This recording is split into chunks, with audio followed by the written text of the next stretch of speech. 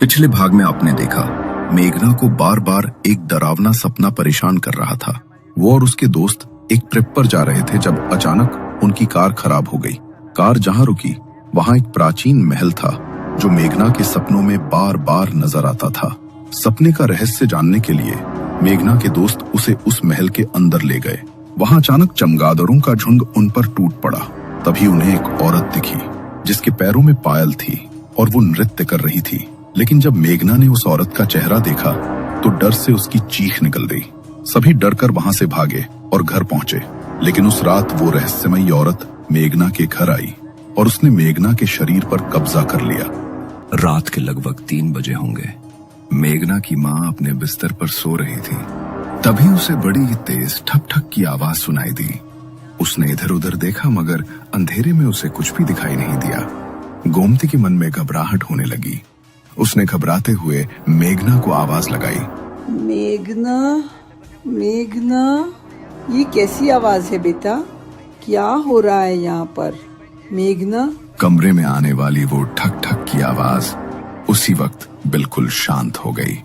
गोमती को अंधेरे कमरे में किसी के कदमों की आहट महसूस हुई, जैसे कोई धीरे धीरे उसके पास आ रहा हो। गोमती घबरा उठी।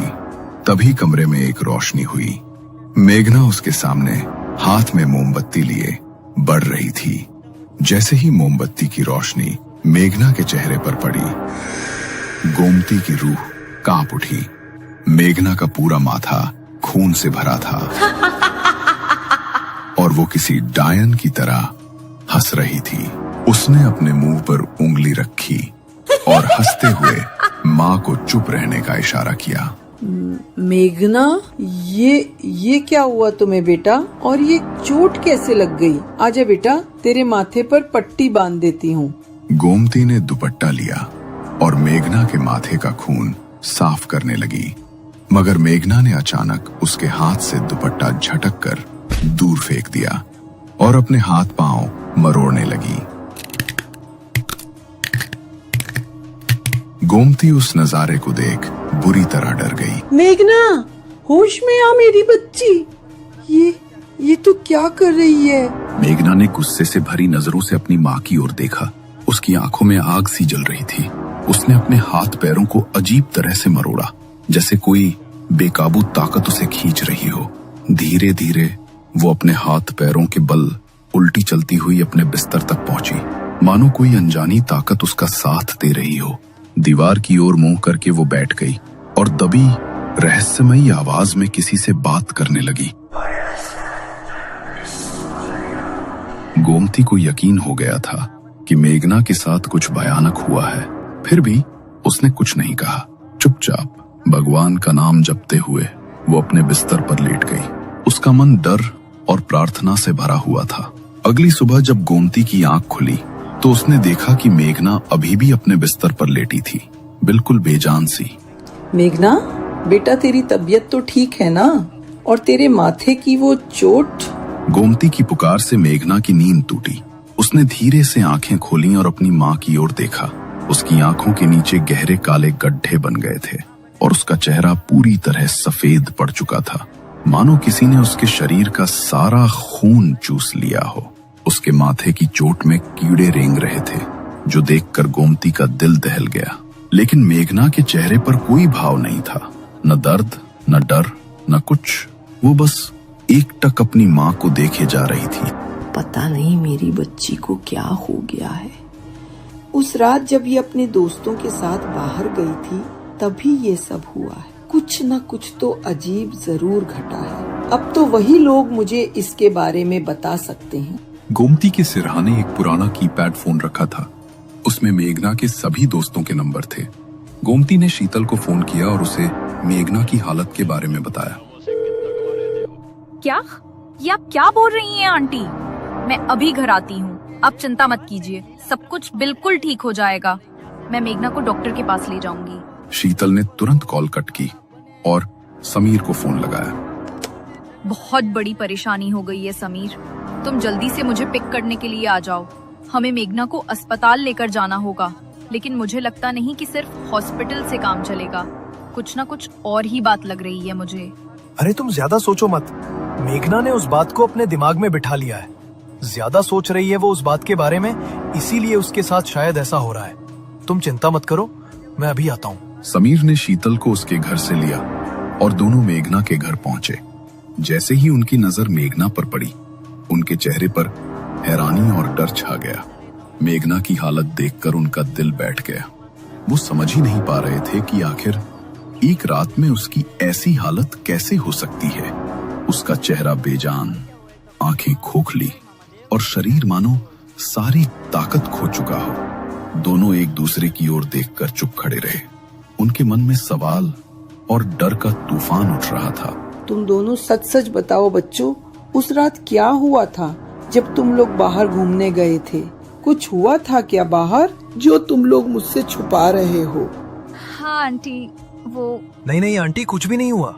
लगता है मेघना की तबीयत ठीक नहीं है। आप टेंशन मत लीजिए, हम इसे डॉक्टर के पास लेकर जा रहे हैं। समीर ने शीतल को चुप रहने का इशारा किया और वो दोनों मेघना को लेकर अस्पताल चले गए। डॉक्टर अंदर मेघना के माथे पर बैंडेज कर रहे थे। तभी शीतल ने समीर की ओर देख रही थी। अरे अब तुम्हें क्या हो गया? तुम ऐसे क्यों देख रही हो मुझे? तुमने आंटी से झूठ क्यों बोला कि उस रात कुछ भी नहीं हुआ था? अगर मेघना को कुछ हो गया तो जानते हो ना, उसके जिम्मेदार हम सब होंगे। हमें आंटी को सब कुछ सच सच बता देना चाहिए था। बेवकूफ मत बनो शीतल, मेघना को कुछ भी नहीं हुआ है। उसने बस बातों को अपने दिमाग पर हावी कर लिया है। और अगर हम ये सब आंटी को बता देते ना, तो जानती हो ना, उनकी तबीयत और खराब हो जाती। वो पहले ही इतनी बीमार रहती हैं। तुम उन्हें ये सब बता देती तो पता नहीं उनका क्या हाल होता। तुम ठीक कह रहे हो समीर, ये तो मैंने सोचा ही नहीं था। चल मेघना को देखकर आते हैं, शायद उसकी बैंडेज हो गई होगी। मेघना की बैंडेज करवाकर वो दोनों उसे गाड़ी में ले आए, लेकिन वो अभी भी ना तो अपनी पलकें झपका रही थी और ना तो उन दोनों की तरफ देख रही थी। अरे मैडम, क्या हो गया है तुझे? कोई भूत घुस गया है क्या तेरे अंदर, जो ऐसी शक्ल बनाई हुई है? उस रात वहाँ महल में जो भी हुआ उसे भूल जा। दुनिया में बहुत ही जगहें हैं ऐसी जहाँ ऐसी आत्माएं भटकती हैं। अब हर चीज को अपने दिमाग पर हावी तो नहीं होने दे सकते ना हम। समीर, मुझे लगता है कि हमें मेघना को मंदिर लेकर जाना चाहिए। वो मंदिर जाएगी तो उसे अच्छा लगेगा और हो सकता है उसके मन में जो ये भारीपन हो रहा है, ये भी मंदिर जाने के बाद कम हो जाए। तुम एक काम करो, गाड़ी मंदिर की तरफ ले लो। शीतल ने जैसे ही ये बात कही, मेघना का चेहरा गुस्से से भर गया। उसने स्टीयरिंग व्हील को अपने हाथ से घुमा दिया। गाड़ी का बैलेंस बिगड़ा और गाड़ी सीधी सामने के पेड़ से जाकर टकराई। टक्कर इतनी तेज थी कि समीर का माथा सीधा स्टीयरिंग पर जाकर लगा और उसके माथे पर गहरी चोट लग गई। उसके माथे से खून टपक कर नीचे गिर रहा था। डर के मारे शीतल हाफ रही थी। मेघना पीछे बैठी शीतल की तरफ मुड़ी और उसकी गर्दन को उसने अपने दोनों हाथों में जकड़ लिया। अगर अपनी जान बचाना चाहती है तो आज के बाद इससे दूर रहियो, वरना इसके साथ साथ तू भी मरेगी। मेघना के मुंह से ये बात सुनकर शीतल के होश उड़ गए। उसका दम घुट रहा था। मेघना के हाथों की पकड़ से उसका चेहरा बिल्कुल लाल पड़ चुका था। मेघना ने एक झटके से उसकी गर्दन को छोड़ा और गाड़ी से निकलकर वहां से चली गई। शीतल ने जल्दी से एम्बुलेंस को फोन किया और समीर को हॉस्पिटल लेकर गई। ओह माय गॉड, इसे तो बहुत ज्यादा चोट लगी है। अगर इन्हें यहाँ लाने में आप थोड़ी भी देर और कर देते तो हमारे लिए इन्हें बचाना बहुत मुश्किल हो जाता। मुझे कुछ भी करके मेघना से दूर रहना होगा और नैतिक और विकी को भी इस बारे में बताना होगा। अगर हमने मेघना की मदद करने की कोशिश की तो हम भी फंस जाएंगे। वो छोड़ेगी नहीं हमें। शीतल ने नैतिक और विकी को कॉल करके हॉस्पिटल में बुलाया और उनको सारी बात बताई। ये सब सुनकर वो दोनों भी घबरा गए। अगर ऐसी बात है तो मेघना से दूर रहना ही बेहतर है। आज समीर की जान जाते जाते बची है, कल को हम में से कोई हुआ तो क्या करेंगे? समीर की किस्मत अच्छी थी जो बच गया, लेकिन जरूरी नहीं कि हमारी किस्मत भी उतनी ही अच्छी हो। मेघना की हालत देखकर सबने उससे पल्ला छुड़ा लिया। कुछ देर बाद मेघना अपने घर पहुंची और सीधी जाकर अपने बिस्तर पर बैठ गई। वो गुस्से में दीवार की तरफ लगातार देखे जा रही थी और अपने सर को बार बार तेजी से हिला रही थी। उधर गोमती कांपती आवाज में उसे समझाते हुए बोली कि थोड़ा आराम कर ले, सर में जरूर दर्द हो रहा होगा। और मन ही मन सोचने लगी कि शीतल और समीर उसे छोड़ने आए थे या नहीं। शायद वे उसे सिर्फ बाहर तक छोड़कर लौट गए होंगे। गोमती शीतल से बात कर ही रही थी तो शीतल ने गुस्से से गोमती से कहा, चुप हो जा बुढ़िया, वरना तेरी बेटी के साथ साथ तेरा भी खात्मा कर दूंगी। लेकिन तुझे मारने से पहले मैं इसे मारूंगी ताकि तू इसे तड़पते हुए देखे। इसे तो मैं इतना तड़पा तड़पा कर मारूंगी कि तू खुद मुझसे इसकी मौत की भीख मांगेगी। क्या? कौन है तू? क्या बिगाड़ा है मेरी बेटी ने तेरा? क्यों परेशान कर रही है उसे? मैं अभी पंडित जी को लेकर आऊंगी।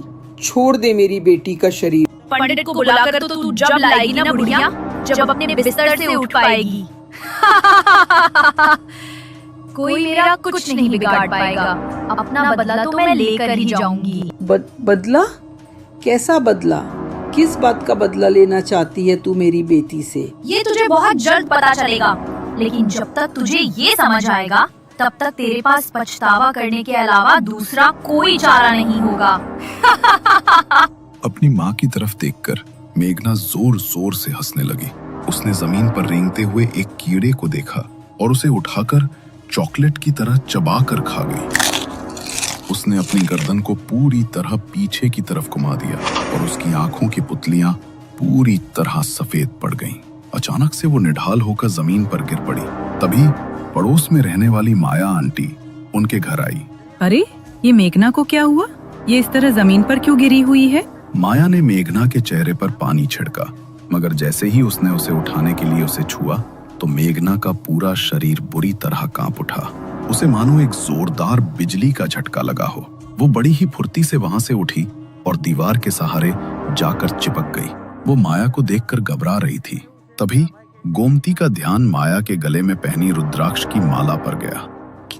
क्या हो गया मेघना तुम्हें? तुम इस तरह मुझसे घबरा क्यों रही हो? जाओ यहाँ से, मैंने कहा जाओ यहाँ से, इसे भेज दो यहाँ से।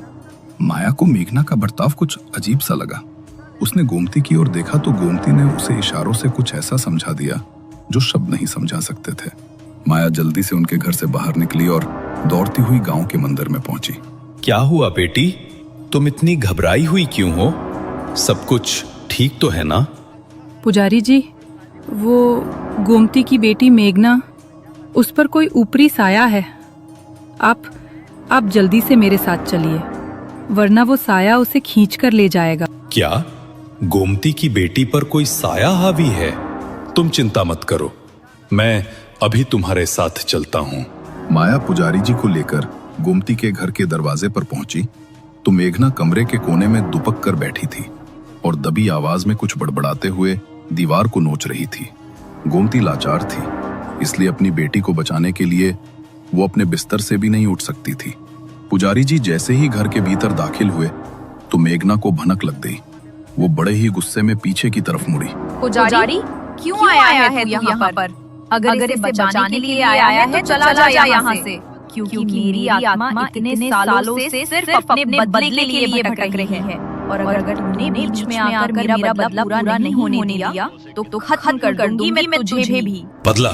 कैसा बदला? आखिर किस बदले की बात कर रही है तू? इस बच्ची ने क्या बिगाड़ा है तेरा? जरूरी नहीं है पुजारी कि इंसान हमेशा अपने ही कर्म का फल भोगे। कभी कभी उसे दूसरों के कर्मों का फल भी भोगना पड़ता है और इसे वो भोगना पड़ेगा, वो भी इसकी माँ की आंखों के सामने। क्या? या तो तू सब कुछ सच सच बता दे, या मुझे और भी तरीके पता हैं जिससे तू सच तो बताएगी, लेकिन उससे 100 गुना पीड़ा होगी तुझे। नहीं बताऊंगी, कुछ नहीं बताऊंगी। तू जो कर सकता है कर ले। पुजारी जी ने अपने हाथ में पकड़े कमंडल से जल निकाला और मेघना के ऊपर छिड़क दिया। जल का स्पर्श पाते ही मेघना बुरी तरह चिल्ला उठी। तभी पुजारी जी ने अभिमंत्रित विभूति से मेघना के चारों तरफ एक घेरा बना दिया। ये तो ठीक कर रहा पुजारी, तू इस तरह से इसे बचा नहीं सकता। अगर तू आज इसे मुझसे बचा भी लगा तो कल मैं फिर इसके ऊपर हावी होंगी, क्योंकि मेरी आत्मा मुक्त नहीं होने वाली। मेरी आत्मा सालों से इंसाफ के लिए भटक रही है, अपने बदले के लिए भटक रही है। तू मुझे भटकाने की कोशिश मत कर। मैं तेरी इन बातों में आने वाला नहीं हूं। तुझे तो मैं मुक्त कराकर ही रहूंगा। तुझ जैसी मैली आत्माएं मुक्ति के मार्ग को ठुकरा देती हैं, लेकिन ईश्वर के आगे तो तुझे झुकना ही पड़ेगा। जब तक मेरा बदला पूरा नहीं होगा, मैं मुक्ति को स्वीकार नहीं करूंगी। पुजारी, गलत इंसान का साथ मत दे, वरना खुद भी पाप का भागी बनेगा। पुजारी बड़े ही ध्यान से उसकी बातें सुन रहा था। उसने वहां पर यज्ञ कुंड जलाया। यज्ञ कुंड में अग्नि प्रज्वलित होते ही मेघना का शरीर बुरी तरह तड़पने लगा। वो जोर जोर से चीखने लगी। एक बार को वह आत्मा उसके शरीर से बाहर निकलती, मगर फिर वापस उसके शरीर में प्रवेश कर जाती।